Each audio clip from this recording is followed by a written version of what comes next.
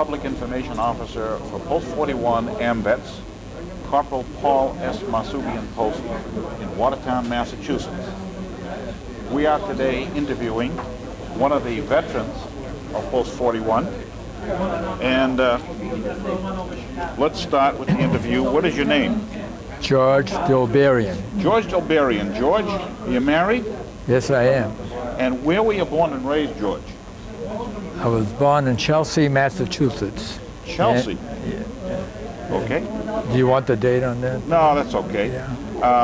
And what is your family background? Where did your parents come from? My father came from Van, Armenia. Van, okay. Armenia. That's the city of Van. City of Van. In Armenia, okay. Yeah. And when did he come over here? 1913, I believe. Okay. My father. And when did you first enter the war, enter the service? April the 8th, 1943. And what branch of the service? Infantry Division, 66th Infantry Division. I was in the 566 Signal Company. Okay. So you knew Morse code? Morse code. Well, I wasn't in that department. Okay. And where did you serve, George? In Europe. And how did you feel about it when you went in? Were you drafted or did you volunteer? We were automatically drafted. You were drafted. Everybody, right from school, you had to go into service. All right. And where did you enter the service? We left at Camp Fort Devens. Fort Devens. Fort Devens. From there, we went for our basic at Camp Landing, Florida. Camp Landing? Okay. Camp Landing. And how did you like your basic training? It was very good. All right. How was the medical service? Everything was fine. And did you ever get sick during basic? No, I didn't. From there, we went to Camp Rucker, Alabama. From there, after a couple of months, 2 months, we went to Camp Robinson, Arkansas. Arkansas? Yeah. Okay. Camp Robinson, Arkansas. And then we left for Europe. We had to come back to New Jersey and left from the port of New York there. Okay. We landed in England. Whereabouts? Where was that now? I forgot the name of the town there. Well, during these moves from one camp to the other in the United States, were they moves that helped you in your training? I really don't know. They just. You don't know the reason why you moved? No, General was General Herman Kramer. Right. And he wanted to go into combat. He did? He did. But unfortunately, it didn't work out that way. Now, we were in England. We landed there in December of 1944. 44. 1st of December. And we were going to cross and go into France. The Germans were coming through with the last thrust. I remember that, the Panther. Would this be the Battle of the Bulge? Or? No, because this was 6 months after the invasion, right? Yeah. Oh, yes, after that. And the Germans were having their last thrust with their SS troops. Yeah. Unfortunately, the first batch, 900 infantrymen crossing the channel that night. They assumed the channel was clear, the English channel going to France. There was a German submarine there, and they sunk the whole 900 men. Christmas Eve, 1944. So that broke. We were going the next following day, the quartermaster and the signal company. So that broke the back of the division strength. So they couldn't send us to the front because we lost 900. So they sent us to Saint Nazaire, Lorient, those 3 ports where the Germans were pocketed in that the city under them in France. Okay. And then the 94th was there, so they pulled out the 94th full strength and sent them to meet this onslaught of the Germans' last thrust. And unfortunately, the Germans were too strong. They got wiped out. Okay. Yeah. So that this I was know. with the 94th. 94th, they got wiped out. But we stayed at St. St. Nazaire? St. Nazaire, Lorient, and there was another port, I can't recall what, there were three of them with the gyms that were pocketed in, they couldn't move. And after the war, they gave up. Now, what did you actually do at St. Nazaire? Did you act in the capacity of a signalman? No, no. I was appointed to drive a colonel and 3 generals. Okay. And my colonel was a West Point graduate, regular Army, and what were the generals? Who were the generals that you drove? I can't recall. I don't know who they were. Were they single 1-star, 2-star, 3-star?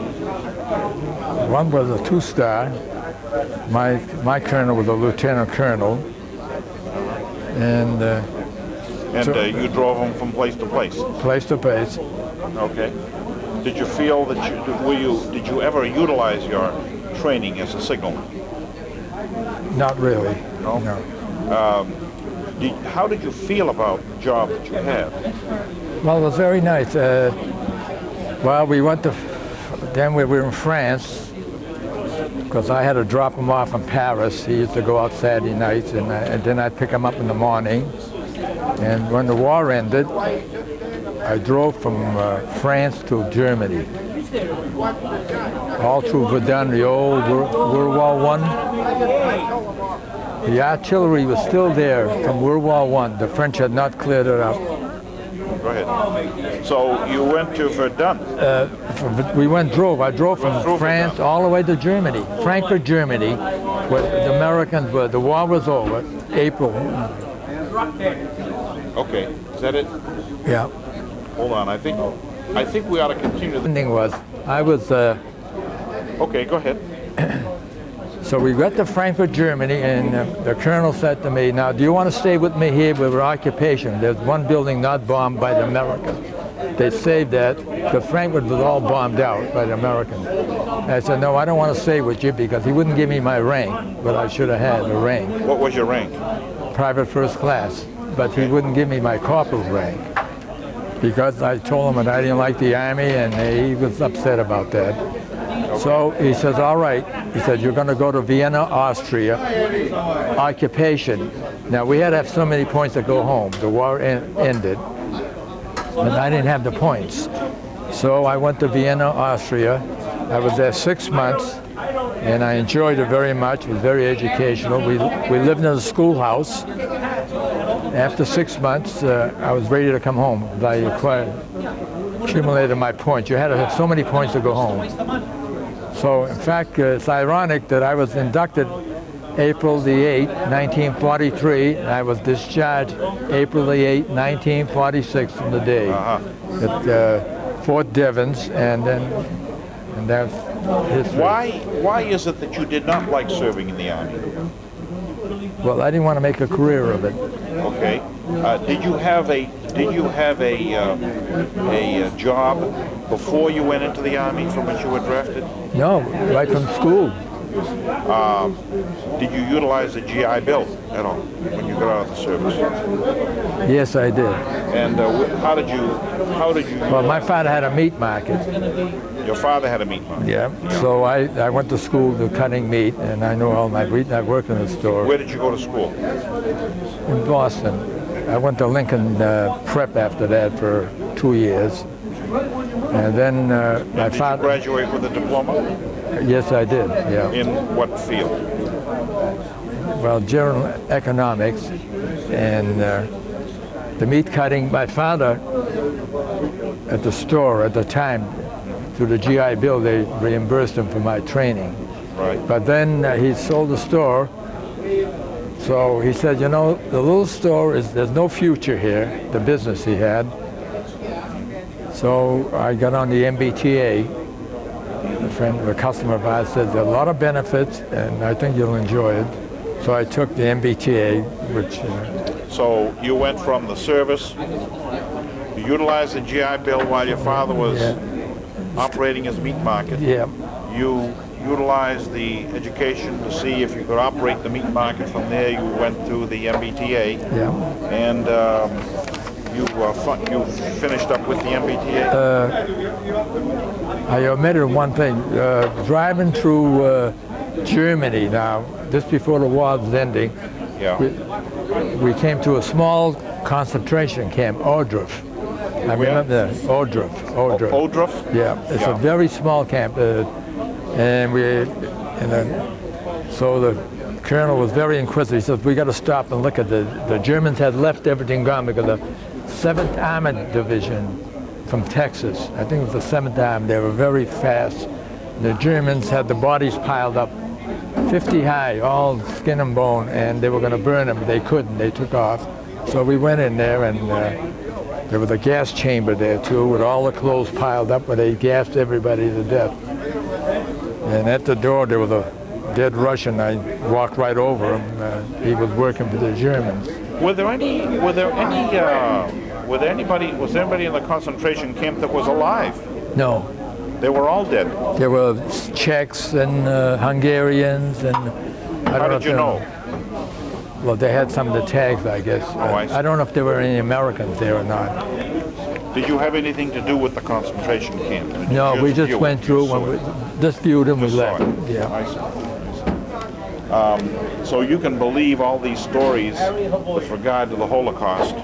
Definitely. Germans did. Definitely. This was a very small camp. This was not like the other. About how many bodies did you view? There was 50 piled up there. 50? They were all skin and bone anyway. They were malnutrition. Okay. Yeah. How did you feel about the war while you were in it? Well, did you feel that it was your duty to serve? Yes, it was our patriotic. I want to let you know I'm here.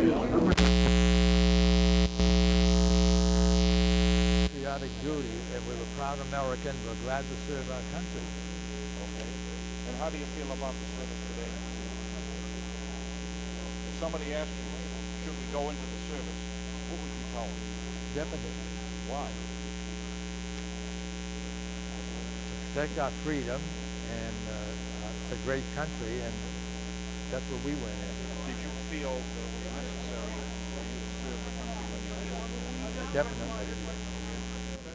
All right, we'll end this interview here. Yes, thank you. Yes, thank you. We're ending this interview, and this is Gregory signing off with another veteran of World War II, George Dilbarian. Thank you very much. Okay, thank you. Okay, George. Thank you.